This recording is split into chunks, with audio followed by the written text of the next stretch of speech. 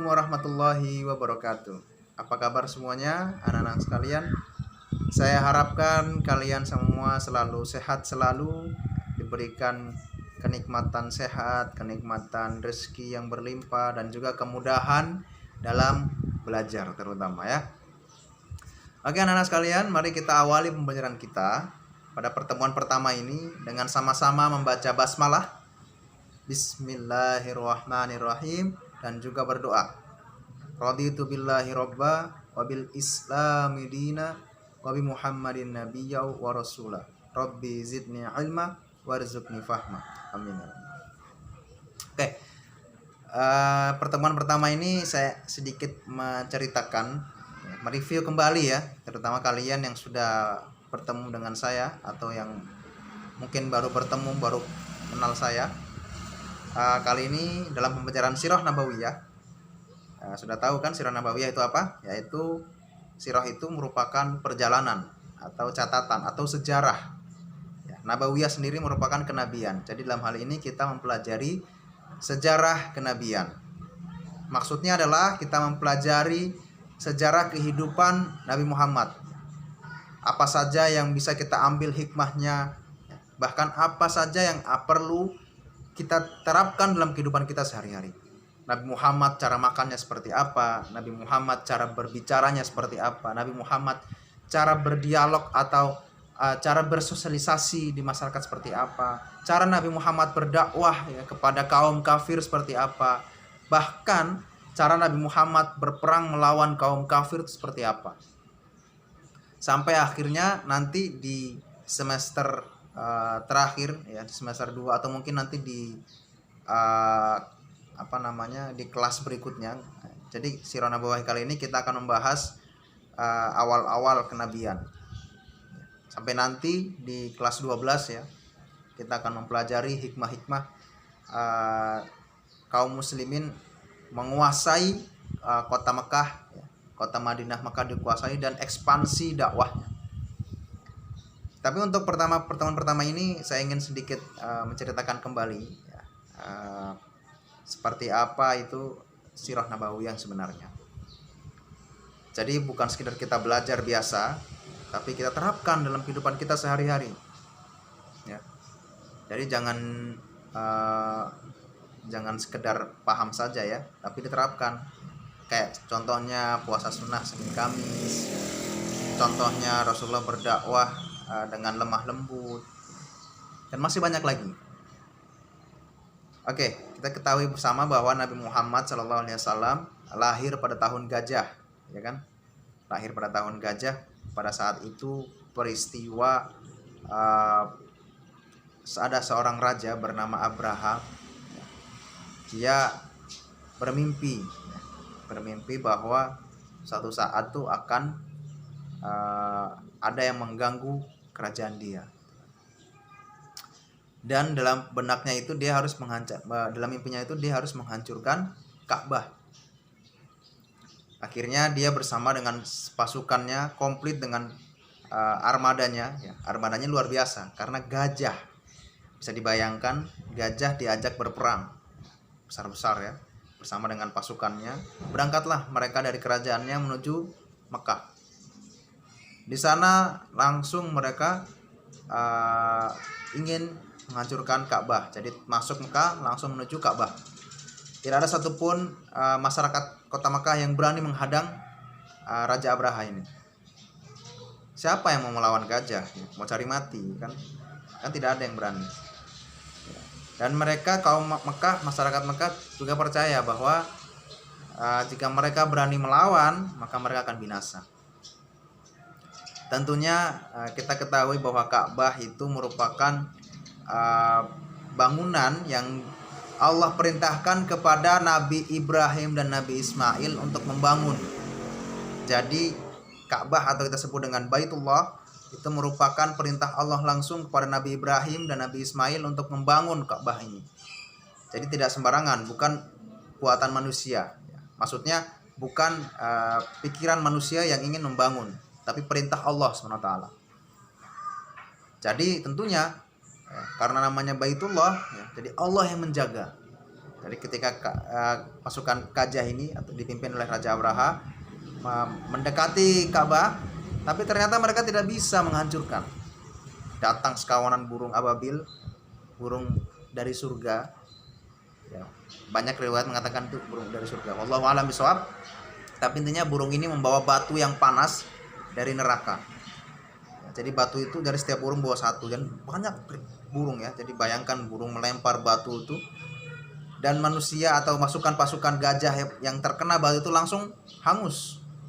Ya, dalam surat Al-Fil diceritakan bahwa pasukan ini ketika kena batu tersebut, mereka seperti daun yang dimakan oleh ulat. Ya. Bismillahirrahmanirrahim. Alam tara kaifa fa'ala rabbuka bi ashabil fil alam yaj'al kaidahum fi tadlil wa arsala alaihim tayran ababil tarmihim bihijaratin min sijil faja'alahum ka'asfim ma'kul. Ya. Jadi faja'alahum ka'asfim ma'kul.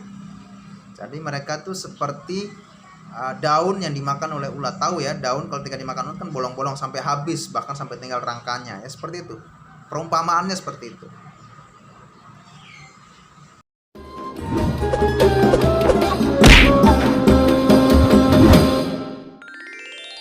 Kisah Nabi Muhammad Sallallahu Alaihi Wasallam, lahirnya Nabi terakhir. Ribuan tahun lalu, Mekkah hanyalah sebuah lembah di tengah padang pasir, tempat persinggahan para kafilah dagang yang kemudian diubah menjadi sebuah kota di masa kekuasaan Nabi Ismail alaihi salam. Kota Mekkah juga menjadi saksi atas lahirnya Khatamul Anbiya, penutup para nabi. Beliau adalah Muhammad bin Abdullah. Nenek moyang Nabi Muhammad bernama Hashim bin Abdul Manaf. Saat Hashim berkuasa, kota Mekkah terkenal dengan pusat perdagangannya yang makmur. Tidak ada yang dapat menyaingi kemampuan berdagang masyarakat Mekkah pada saat itu.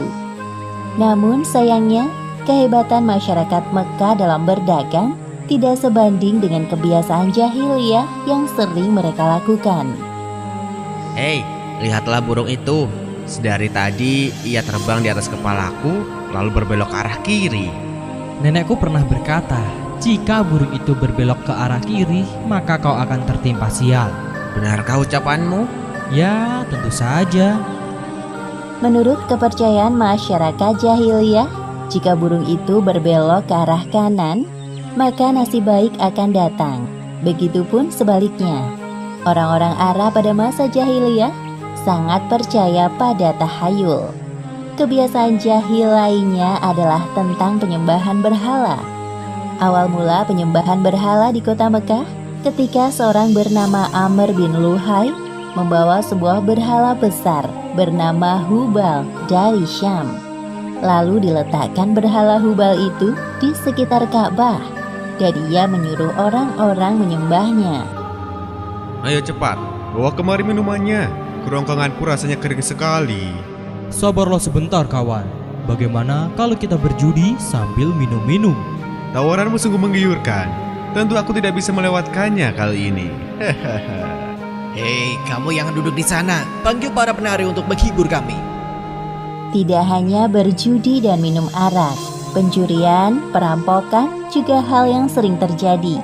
Sasarannya orang asing yang mereka temui di jalan. Hei kau, cepat turun dan serahkan semua harta yang kalian bawa. Mulai saat ini, kau dan istrimu adalah budak di rumahku. Kalian berdua jangan sekali-kali berani melawanku, atau nyawa kalian melayang. Tak terasa tahun demi tahun berlalu dengan cepat. Kepemimpinan Hashim digantikan oleh pemimpin yang lebih muda dan berkompeten di saat usianya telah lanjut. Sebelum beliau meninggal, Hashim mewariskan banyak sekali harta kepada Abdul Muthalib. Wahai keponakanku, semua ini adalah harta milik ayahmu. Kau pantas mendapatkannya. Terima kasih, wahai paman. Aku akan menggunakan semua harta peninggalan ayahku untuk kebaikan. Saat ini, Abdul Muthalib berperan sebagai sikayah, yaitu orang yang bertugas menyediakan air dan makanan bagi pengunjung Ka'bah. Saat itu Ka'bah sangat ramai dikunjungi oleh orang-orang, melebihi gereja Al-Quds di Yaman milik Raja Abraha. Namun seiring berjalannya waktu, persediaan air semakin menipis. Pada saat itulah Abdul Muthalib teringat tentang cerita sumur Zam-Zam. Banyak orang mengatakan bahwa sumur Zam-Zam telah tertimbun tanah ratusan tahun yang lalu, jadi mustahil jika ditemukan. Sepertinya aku harus menemukan sumur Zam-Zam itu. Apalagi tugasku sekarang sebagai Sikhoyah. Kemudian beliau memanggil salah satu putranya yang bernama Harits. Wahai Harits, anakku, kemarilah. Dapatkah engkau menemaniku mencari sumur Zam-Zam yang telah tertimbun tanah ratusan tahun lamanya itu? Baiklah, dengan senang hati aku siap membantumu mencari sumur Zam-Zam itu, wahai ayah. Abdul Muthalib dan Harits berpencar dalam menggali di beberapa tempat, namun tidak ada hasil. Wahai ayah, apa mungkin sumur Zam-Zam benar-benar telah lenyap tertimbun tanah? Wahai anakku, kalau kita bersabar, Allah akan memudahkan pencarian kita. Orang-orang yang melihat perbuatan Abdul Muthalib dan Harits hanya bisa mencemooh. Wahai Abdul Muthalib, mengapa engkau mengerjakan perbuatan yang sia-sia? Sumur itu telah lama hilang tertimbun tanah. Benar yang dikatakannya. Bukankah dahulu nenek moyang kita, Mudzaz bin Amr, pernah mencari tapi juga tidak berhasil? Sudahlah, biarkan saja dia. Lagi pula kita telah mengingatkannya. Abdul Muthalib terbangun dari tidurnya karena mendengar suara. Ia seperti mendapatkan petunjuk tentang keberadaan sumur Zam-Zam dalam tidurnya. Keesokan harinya, dengan penuh semangat, Abdul Muthalib dan Harits kembali menggali di antara berhala Isaf dan Naila. Tiba-tiba air memancar. Ayah, lihat, ada air. Alhamdulillah, ayo Harits, gali terus. Sekarang, dengan diketemukannya sumur Zam-Zam, Abdul Muthalib tidak khawatir lagi untuk memenuhi persediaan air dan keperluan bagi pengunjung Ka'bah. Hari demi hari berlalu, Abdul Muthalib merasa kewalahan dalam mengemban tugasnya sebagai Sikhoyah. Untuk itu beliau bernazar. Ya Tuhan, andai saja aku punya 10 anak laki-laki yang dapat membantuku, pekerjaan ini akan terasa lebih ringan. Jika engkau berkenan mengabulkannya, akan aku persembahkan untukmu 1 orang dari mereka. Ternyata takdir menentukan bahwa Abdul Muthalib memiliki 10 anak laki-laki. Saat mereka dewasa, dilakukan undian. Setelah diundi beberapa kali, nama yang muncul selalu sama, yaitu Abdullah, si anak bungsu. Wahai anak-anakku, sebenarnya hal ini sangat berat untuk aku lakukan. Tapi aku telah terlanjur bernazar. Sebenarnya tidak sampai hati, Abdul Muthalib mengatakan tentang nazarnya kala itu. Wahai saudaraku, jangan engkau lakukan itu. Batalkan nazarmu dan meminta ampunlah kepada Tuhan Hubal. Lalu apa yang harus aku persembahkan sebagai ganti dari Abdullah? Kalau engkau dapat menebusnya dengan harta, maka berikanlah itu kepada berhala agar mereka tetap berkenan kepadamu. Menurut kami, itu keputusan yang terbaik.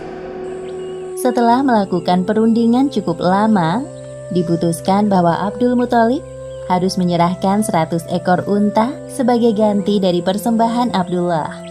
Abdullah adalah pemuda baik, sopan dan berwajah tampan. Banyak gadis-gadis Mekah yang tertarik dengannya, apalagi ketika mereka mendengar bahwa nyawa Abdullah setara dengan 100 ekor unta. Mendengar kenyataan bahwa Abdul Muthalib berencana menjodohkan Abdullah dengan anak dari Wahab bin Abdul Manaf, para gadis Mekah itu tentu kecewa. Allah Subhanahu wa Ta'ala telah menentukan jodoh Abdullah dengan Aminah, gadis yang memiliki nasab yang paling baik di kalangan suku Quraisy. Akhirnya mereka berdua menikah. Wahai istriku, musim semi telah tiba. Ini tandanya aku harus melakukan perjalanan dagang ke Syam. Pada saat itu, Aminah sedang hamil muda. Jika itu memang kewajibanmu, pergilah wahai suamiku. Meskipun sesungguhnya aku sangat berat untuk melepas kepergianmu. Simpan kekhawatiranmu, wahai istriku. Aku sekarang ini harus bekerja keras untuk calon bayi yang ada di dalam kandunganmu ini. Keesokan harinya, Abdullah berangkat bersama kafilah dagang yang lain. Aminah melepas kepergian suaminya dengan doa. Perjalanan dagang Abdullah berjalan lancar. Dalam perjalanan pulang, Abdullah singgah di Madinah untuk menemui sanak saudara dari ibunya. Ketika beristirahat, tiba-tiba Abdullah merasakan kesakitan dan merasa tidak sanggup melanjutkan perjalanan.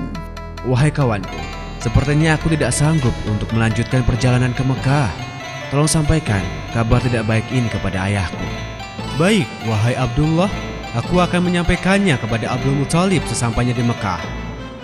Ketika berita itu sampai ke telinga Abdul Muthalib, beliau segera menyuruh anak sulungnya, Harits, untuk melihat kondisi Abdullah dan mengajaknya untuk pulang ke Mekah. Namun setibanya Harits di Madinah, Abdullah telah meninggal beberapa saat sebelum kau datang, wahai Harits. Inna lillahi wa inna ilaihi raji'un. Semua anggota keluarga Abdul Muthalib berduka mendengar kematian Abdullah. Tentu saja Aminah lebih berduka karena kehilangan suami yang sangat dicintainya. Wahai bayi yang ada dalam perutku, semoga kelak engkau tumbuh menjadi orang yang bermanfaat bagi sekitar, seperti mendiang ayahmu, walaupun kalian belum sempat bertemu. Abdullah meninggalkan warisan berupa beberapa hewan ternak dan seorang budak perempuan bernama Ummu Aiman. Pada tahun kelahiran bayi Muhammad, terjadi peristiwa penyerangan yang dahsyat oleh Raja Abrahah dari Yaman. Saat itu Mekah dipimpin oleh Abdul Muthalib. Raja Abrahah berniat untuk menghancurkan Ka'bah karena merasa iri dan tersaingi dengan kemasyhuran Ka'bah.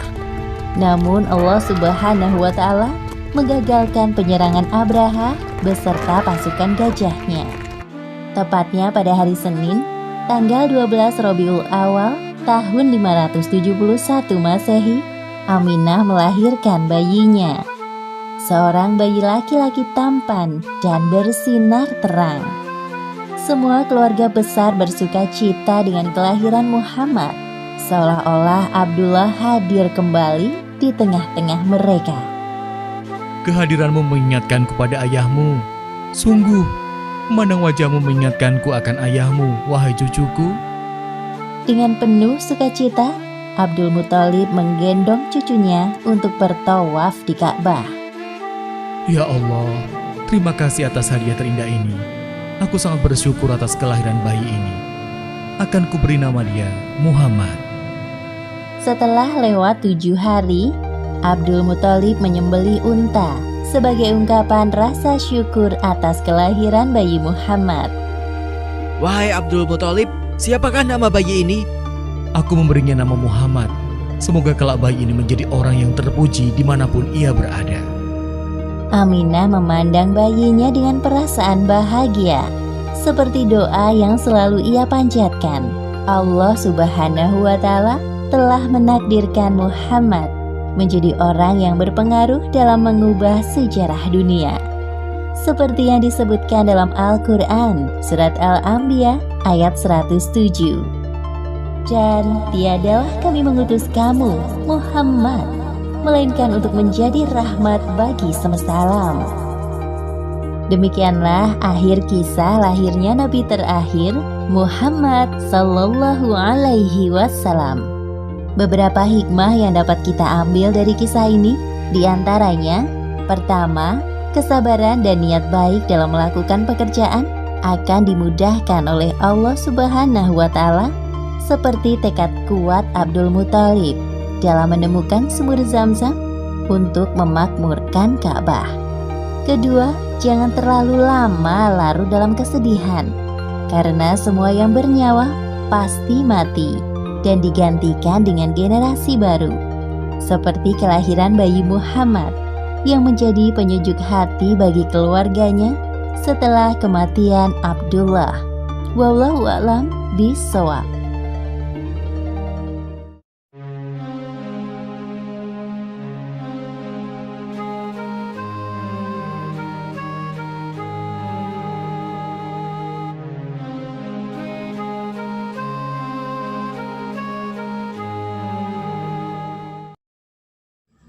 Iya, sampai di sini sudah paham? Ya, saya harapkan kalian memahami video yang saya berikan. Setelah ini coba kalian buka buku kalian. Apa gunanya belajar tanpa menulis gitu kan?